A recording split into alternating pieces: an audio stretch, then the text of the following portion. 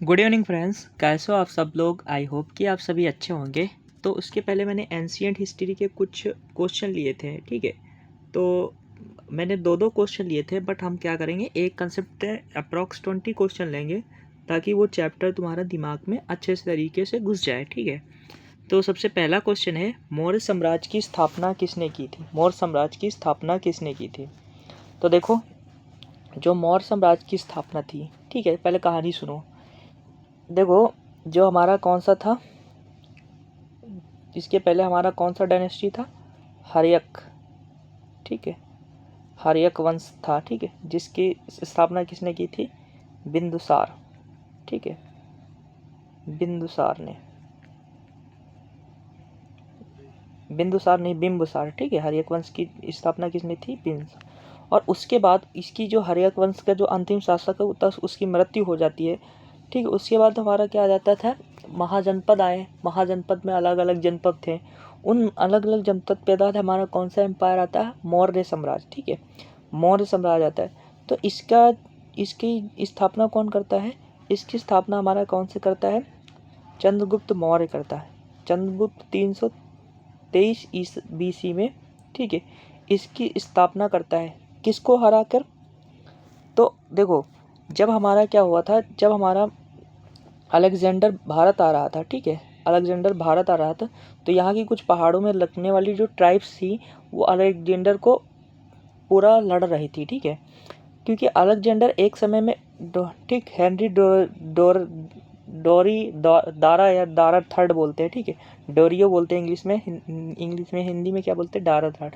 जब दारा थर्ड आया था, अलेक्जेंडर आया था, तो यहाँ पर उस समय परुस की एक सेना थी, परुस, ठीक है, परुस की एक सेना थी, छोटी सी सेना थी, और अलेक्जेंडर को मार दे दिया था।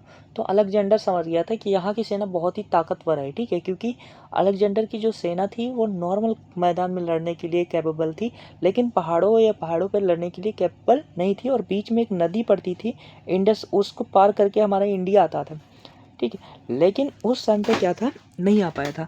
फिर अलेक्जेंडर ने क्या किया, परुस को हरा दिया था। उसके बाद धीरे धीरे हमारा इंडस मतलब हमारे भारत में भी वो अपना साम्राज्य स्थापना करना चाहता था। उस समय हमारा एक वंश रहता था, नंद वंश, ठीक है। और नंद वंश का शासन वो कौन था, कमांडर धनानंद था, नंद वंश का राजा धनानंद, ठीक है। तो धनानंद उस समय, धनानंद के पास बहुत ही पावरफुल शासक था, पावरफुल शासक था, मतलब उसने हरियाणा, पंजाब, चंडीगढ़, राजस्थान, इन सब में उसका शासन था, ठीक है। तो धनानंद के पास बहुत बड़ी सेना थी। तो उस समय हमारा एक चाणक्य रहा था, तक्षशिला होता था, तक्षशिला जो आज के पाकिस्तान में है।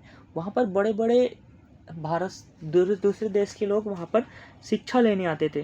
तो धनन वो जो चाणक्य था, जिसको कौटिल्य बोलते हैं, और इसका स्रोत किस में मिलता था, ये अर्थशास्त्र जो कौटिल्य ने लिखी है, ठीक, कौटिल्य की लिटरेचर्स में मिलता है मौर्यन एम्पायर के बारे में, ठीक है। जो मुद्रा राक्षस एक बुक है, जिसमें हमें चंद्रगुप्त के बारे में मिलता है, जिसको विशाखा दत्त ने लिखा है, ठीक है, विशाखा दत्त ने। तो क्या किया इसने इसने मतलब ये क्या किया, इधर से एंट्री किया अलेक्जेंडर। तो भाई अर्थशास्त्र के कौटिल्य को मतलब कुटिल वो विष्णुगुप्त था, विष्णुगुप्त नाम था, ठीक है, विष्णुगुप्त नाम था चाणक्य का। तो विष्णुगुप्त था, उसे लगा कि भारत में अलेक्जेंडर आक्रमण कर देगा और हमारी जो सेना है, मतलब हमारे जो राजा हैं वो टुकड़ों में बटे हैं, मतलब आधे राज्य में ये राज करता है, एक उसमें। तो वो उस समय धनानंद के पास बहुत बड़ी सेना थी। तो वो धनानंद के पास जाता है और वो बताता है कि अलेक्जेंडर भारत आ रहा, हमको सबको मिलके एक होकर लड़ाई करनी चाहिए। लेकिन वो क्या करता है, धनानंद बोलता है, वो समय वो ताकतवर रहता है, तो धनानंद बोलता है मेरे को कौन हरा सकता है। उसके बाद वो क्या करता है, चाणक्य को ही दोषी ठहरा देता है और उसको अपने बड़ी महफिल से बहिष्कार कर देता है। तो चाणक्य मन में एक प्रतिज्ञा लेता है कि सबसे पहले धनानंद को हराएगा, उसके बाद वो अलेक्जेंडर से मिल के धनानंद को हराता है, ठीक है। तो ये क्या करता है, जब ये जा रहा होता था, मतलब चाणक्य जा रहा होता, तो उसके एक छोटे रास्ते में अंधेरा हो जाता, वहाँ पर एक कबीला मिलता है, छोटे छोटे कबीले रहते थे। तो वहाँ पर कबीलों का जो हेड था, लीडर था, उसका एक बेटा रहता है। तो चाणक्य उसको पैसे देता है और उस बेटे को ले लेता है और उसको 4 साल तक्षशिला में ट्रेनिंग देता है, एक प्रोफेशनल। तो वही 14 साल का बच्चा जो होता है लड़ने के लिए तैयार होता है। और फिर उसके बाद वो मौर्य साम्राज्य के साथ अलेक्जेंडर अशोक वो जो चंद्रगुप्त रहता है, वो इस मौर्य साम्राज्य का स्थापना करता है और ये धनानंद को हरा के बनता है। ठीक है, तो यही क्वेश्चन पूछा है कि मौर्य साम्राज्य की स्थापना किसने की थी, तो चंद्रगुप्त मौर्य ने की थी। ठीक है, तो बिंदुसार कौन था, बिंदुसार लास्ट रूलर था मौर्य वंश का। ठीक है, अंतिम शासक था। ठीक है, तो वही मैंने नीचे लिख भी दिया है कि चंद्रगुप्त मौर्य 322 ईसा पूर्व में अपने गुरु चारा की सहायता से नंद वंश की अंतिम राजा धनानंद को पराजित कर देता है और 323 में अप्रोक्स 323 बीसी में वो साम्राज्य की नींव रख देता है। और बिंदुसार क्या था, चंद्रगुप्त के मौर्य के पुत्र और उनके उत्तराधिकारी थे, मतलब चंद्रगुप्त मौर्य का पुत्र था बिंदुसार, जो 298 से 273 तक शासनकाल किया था। उसके बाद हमारा अशोक आता है, जो बिंदुसार के पुत्र और मौर्य वंश का सबसे महान शासक होता है। ठीक है, तो बिंदुसार का पितृ कौन होता है, अशोक, जो महान सम्राट होता है जिन्होंने बुद्ध का प्रचार करता है। ठीक है, और बृहद्रथ मौर्य साम्राज्य का अंतिम शासक होता है बृहद्रथ, जो उनकी जिनकी हत्या उसके सेनापति पुष्यमित्र शुंग कर देता है 185 ईसा में। उसके बाद शुंग वंश की स्थापना करता है।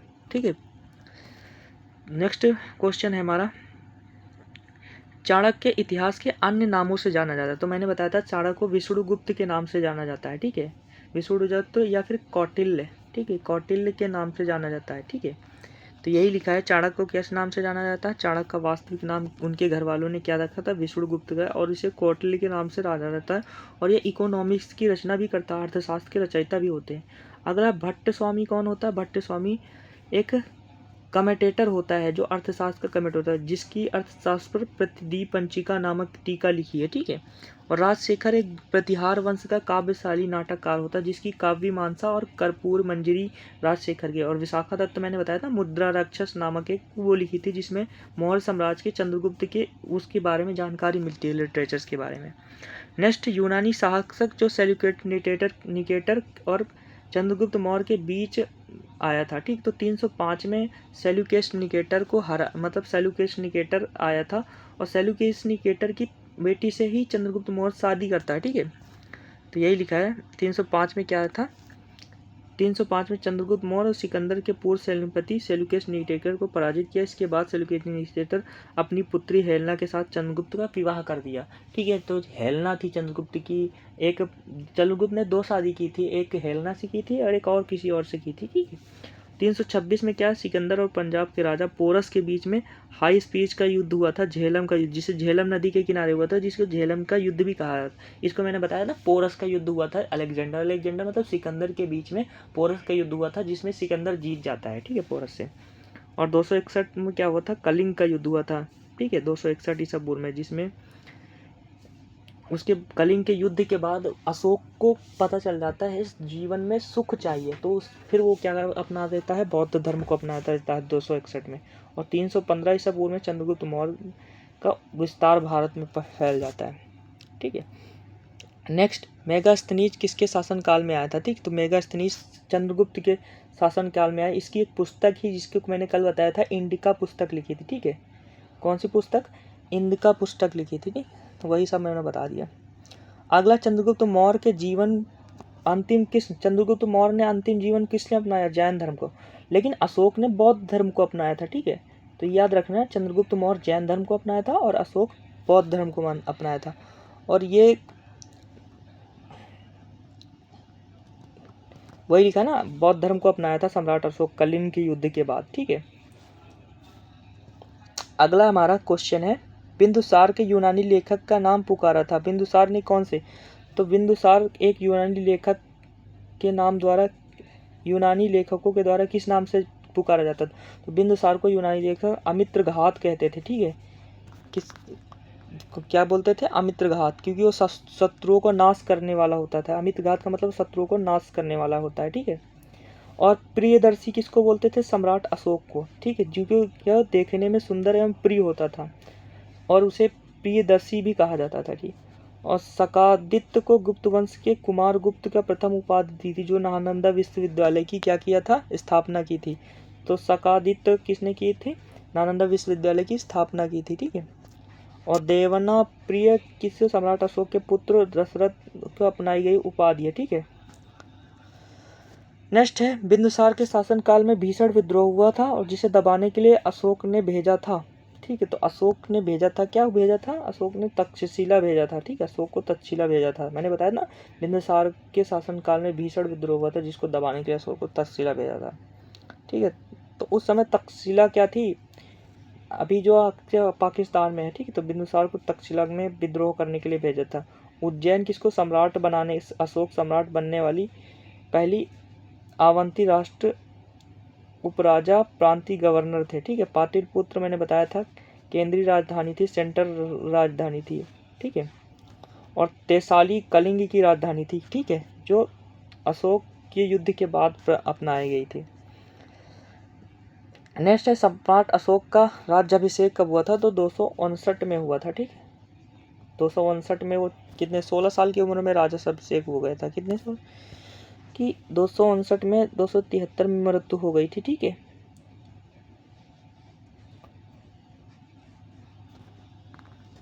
अगला है कलिंग युग के अशोक के शिलालेख कहाँ है, तो 13वें शिलालेख में मिलता है, ठीक है।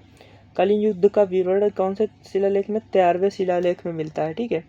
और 5वें शिलालेख में मौर्य साम्राज्य के धम्म महामंत्रों की जानकारी मिलती है। 10वें में अशोक के आदेश मिलते हैं, ठीक है।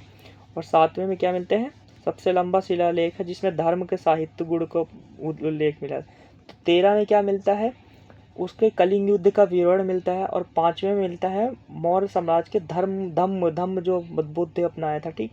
और 10वें शिलालेख में आदेश मिलते हैं, ठीक है। अगला है मौर्य साम्राज्य के राजकीय कृषि भूमि प्रबंधक देख रेख करने वाला अधिकारी को क्या बोलते थे मौर्य साम्राज्य में, तो उसको बोलते थे सीताध्यक्ष। क्या बोलते थे, सीत मतलब दाना को अध्यक्ष करने वाला, तो सीताध्यक्ष बोलते थे, ठीक है। अगला तृतीय बौद्ध संगीत, थर्ड काउंसिल, बुद्धिस्ट काउंसिल किसके शासनकाल में होता था, अशोक में। फर्स्ट किस में हुआ था, अजातशत्रु में, ठीक है। तो वही लिखा चांस हो जाएगा। प्रथम बौद्ध संगीत राजगृह में हुआ था, द्वितीय बौद्ध संगीत कालाशोक में, तृतीय चतुर्थ तृतीय तो अशोक के शासनकाल में होता है, चतुर्थ हमारा कौन से शासनकाल में होता है, कनिष्क के शासनकाल में।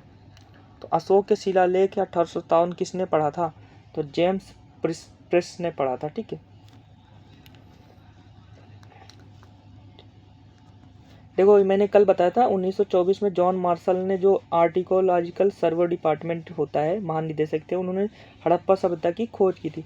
अलेक्जेंडर कनिंगम क्या है, भारत की पुरातत्व मतलब फादर ऑफ आर्कियोलॉजिकल डिपार्टमेंट के फादर थे अलेक्जेंडर कनिंगम, ठीक। इन्होंने बताया था कि इंडस वैली सिविलाइजेशन के लिए जो रेलवे लाइन बिछा रहे थे उस पर वो मतलब आर्कियोलॉजिकल मतलब पुरातत्व विज्ञान के वो थे, तो उन्होंने खोदाई करवाई थी जिससे हमारा इंडस वैली सिविलाइजेशन मिला था, ठीक है। और विलियम जोस ने क्या किया था, बंगाल की स्थापना की थी, ठीक है।